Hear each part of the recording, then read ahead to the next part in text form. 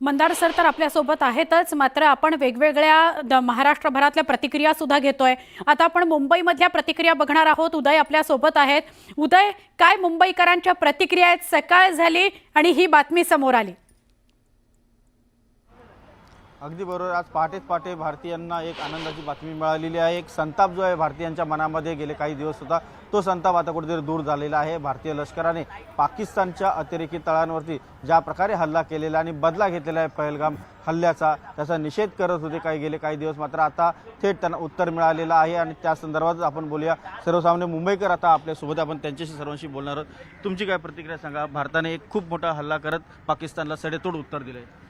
पहिल्यांदा तर भारतीय सैन्याचं, वायुदलाचं, तिने आपल्या फोर्सेसचं अभिनंदन, देशाचं अभिनंदन।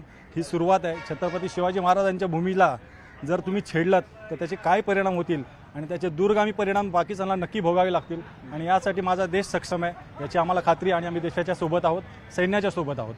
सोबत आहेत। तुम्हाला काय वाटतं? निष्पाप लोकांवरती हल्ले करणे हे काय तुमचं हे नाही आहे। आमच्या भारतीय सैन्याकडून तुम्हाला काय प्रत्युत्तर मिळते ना, हे बघा तुम्ही।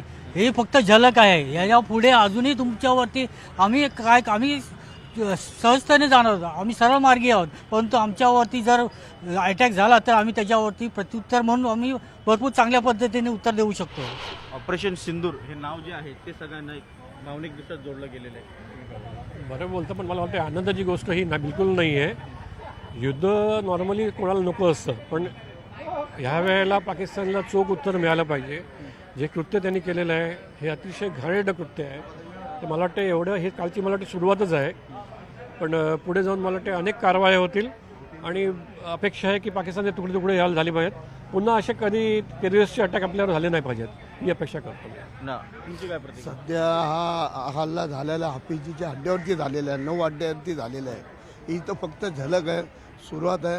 आता पाकिस्तानच्या मिलिटरीवरती हल्ला करण्याची सुरुवात होणार आहे। एकूण म्हणजे पाकिस्तान जो वारंवार कुरापती काढत आहे, त्या कुरापती कायमच्या मिटवल्या पाहिजे, अशी प्रतिक्रिया सर्वसामान्य मुंबईकर देतात। भारतीय लष्कराने जो बदला घेतलेला आहे त्याबद्दल समाधान देखील व्यक्त करताना आपल्याला मुंबईकर दिसत आहेत।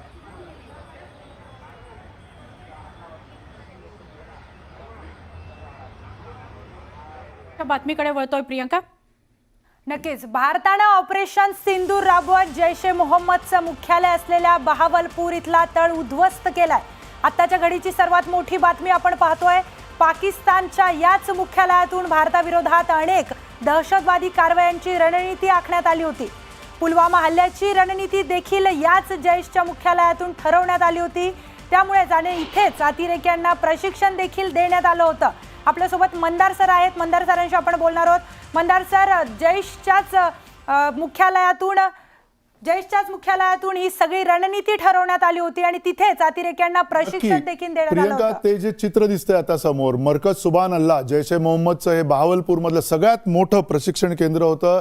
या ठिकाणी या मरकजमध्येच हे सातत्यानं कारवाया करत होते। जैश ए मोहम्मद ही जी अतिरेकी संघटना आहे, ही जास्तीत जास्त समुद्री कारवाया करणं, समुद्रातनं हल्ले करून आणणं, समुद्रातनं अतिरेकी आपल्या देशापर्यंत पाठवणं, अशा सगळ्या ह्याच्यामध्ये जास्ती पारंगत असलेली दहशतवादी संघटना आहे। मरकज सुभान अल्लाह बहावलपूरला जशी जैश ए मोहम्मदची त्यांनी उद्ध्वस्त केली, तशीच मरकज तैबा नावाची मुरीदकेला एक लष्कर ए तोयबाची अशीच एक जागा आहे, ज्या जागेवरती हल्ला करण्यात आला। ज्या 9 जागांमध्ये, त्याच्यामध्ये जसा मरकज सुभान अल्लाह सगळ्यात मोठा आहे बहावलपूरचा, तसाच मरकज तैबा हा सुद्धा तेवढाच मोठा अड्डा आहे, दहशतवाद्यांचा अड्डा आहे। त्या व्यतिरिक्त सर्जल तेहरा कलन नावाचं जैश ए मोहम्मदचं अजून एक जे ठिकाण आहे, ते ठिकाण तिथे उद्ध्वस्त करण्यात आलं। त्याच्यानंतर मेहमुना जोया सियालकोटमध्ये जे एक ठिकाण होतं ते हिजबुल मुजाहिदीन लोकांचं होतं, आणि हिजबुल मुजाहिदींनी सुद्धा काश्मीरमध्ये सातत्यानं अशा प्रकारचे हल्ले केलेले आहेत। या वेगवेगळ्या नावांनी ज्या दहशतवादी संघटना असल्या तरी यांचे हँडलर ISI आहे, पाकिस्तानचं लष्कर आहे। त्यामुळे या सगळ्या हँडलर्सच्या आदेशानं काम करणाऱ्या या 3 दहशतवादी संघटनांचा जो भेसूर चेहरा आहे, त्या चेहऱ्यावरती आज अशा प्रकारे एक वार करण्यात आलेला आहे भारतीय लष्कराकडनं, भारतीय हवाई दलाकडनं आणि सेना दलांकडनं। त्या व्यतिरिक्त अजून एक महत्त्वाचा, मला वाटतं आता आणखीन एक महत्त्वाची बातमी आलेली आहे। सुवर्णा, पाकमधील दहशतवाद्यांची तळं उद्ध्वस्त करण्यात आलेली आहेत आणि माहिती या घडीची अशी मिळते आहे की मुरिदकेमध्ये 120हून अधिक दहशतवादी होते, त्यांना कंठस्नान घालण्यात यश आलेलं आहे. मुझफ्फराबादमध्ये 110 ते 130 दहशतवादी होते.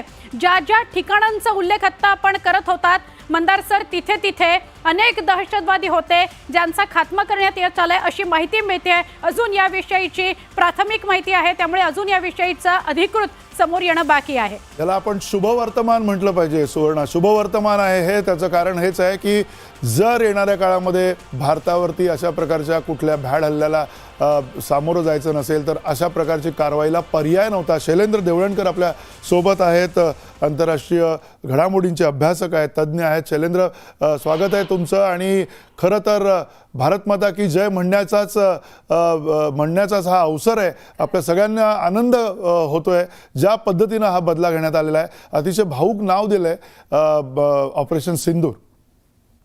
नाही, निश्चितच आहे. आणि मला असं वाटतं की मंदार की याच्यामध्ये म्हणजे यापूर्वी आपण जेव्हा पुलवामा आणि उरी नंतर जे दहशतवादी जे आपण ज्या पद्धतीच्या कारवाई केल्या होत्या, मग तो सर्जिकल स्ट्राईक असेल किंवा एअर स्ट्राईक असेल, त्यामध्ये आणि पहलगाम नंतर काल आपण ज्या पद्धतीने पाकिस्तानमधले जे दहशतवादी प्रशिक्षण स्थळ ते उद्ध्वस्त केले, त्यात एक गुणात्मक फरक आहे. तो प्रामुख्याने लक्षात घेतला पाहिजे. तो असा आहे की पहिल्या हल्ल्यांच्या वेळेला आपण केवळ पीओके मधले जे आहेत ते प्रशिक्षण स्थळ उद्ध्वस्त केलेले होते. या वेळेला मात्र आपण पंजाबमध्ये घुसलेलो आहोत. आपण बहावलपूर जो मसूद अझहरने हा इस्टॅब्लिश केलेला होता आणि याच्यातनं केवळ बहावलपूर मधल्या मदरसाजमधनं केवळ रिजनल पातळीवरचा दहशतवाद नाहीये, तर प्रामुख्याने तालिबान, आयसिस, अल कायदा यासाठी लागणारे फायटर्स पण हे प्रोव्हाइड केले जात होते. बहावलपूर हे हार्ट होतं पंजाबमधलं. आणि त्यानंतर आपण 20 किलोमीटर्स LOC पासून जे मुद्रिके आहे जिथे लष्कर ए तय्यबाचं टेरर कॅम्प होतं ते दोन्ही आपण उद्ध्वस्त केलेले आहेत. यातनं एक कडक मेसेज आपण दिलेला आहे की दहशतवादी ते केवळ पीओके मध्ये नाही, तर तुम्ही पाकिस्तानमध्ये कुठेही लपा, आम्ही त्या ठिकाणी जाऊ आणि तुम्हाला उद्ध्वस्त करू. हा मेसेज देणं अत्यंत गरजेचं आहे. हे करत असताना लक्षात घ्या ही अत्यंत सुनियोजित अशा प्रकारची स्ट्रॅटेजी, त्यासाठी आपण थोडासा वेळ घेतला. पण हे करत असताना जाणीवपूर्वक कोणतेही मिलिटरी इन्स्टॉलेशन्स आपण उद्ध्वस्त केलेलं नाहीये, आपण कोणत्याही सिव्हिलियन्स वरती अटॅक केलेला नाहीये. त्यामुळे पाकिस्तान पुढची प्रचंड मोठी कोंडी आहे. आता जेव्हा पाकिस्तान तुमच्यावरती अटॅक करणार, सपोज त्यांनी या स्वरूपाने केला तर त्यांना प्रश्न पडणार आहे, कारण भारतामध्ये ते काही दहशतवाद्यांची प्रशिक्षण स्थळं नाही आहेत. त्यामुळे ते अटॅक करणार कोणावरती हा सगळ्यात मोठा प्रश्न आहे. आपण कोणत्याही प्रकारच्या आंतरराष्ट्रीय कायद्याचं उल्लंघन केलेलं नाहीये, युनायटेड नेशनच्या जाहीरनाम्याचं आपण उल्लंघन केलेलं नाही. कारण आहे की ही स्टेट व्हर्सेस स्टेट फाईट नाहीये, हे लक्षात ठेवा. State versus non state fight आहे.